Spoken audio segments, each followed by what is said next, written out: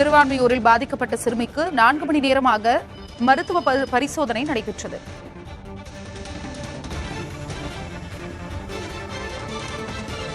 திமுக சட்டமன்ற உறுப்பினரின் மகன் மற்றும் மருமகள் தாக்கப்பட்ட விவகாரத்தில் இளம் பெண்ணிற்கு ராயப்பேட்டை அரசு மருத்துவமனையில் முழு உடல் பரிசோதனை மேற்கொள்ளப்பட்டது. தற்பொழுது அது நிறைவு பெற்றுள்ளது.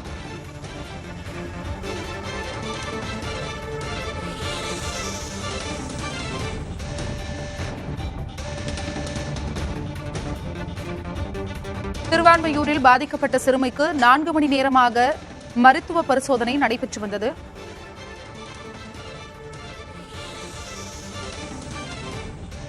தற்பொழுது சிறுமிக்கு அந்த மருத்துவ பரிசோதனை நிறைவும் பெற்றுள்ளது. திமுக எம்எல்ஏ மகன் மருமகளால் துன்புறுத்தப்பட்ட சிறுமிக்கு 4 மணி நேரம் மருத்துவ பரிசோதனை நடைபெற்றது. தற்பொழுது அது நிறைவும் பெற்றுள்ளது.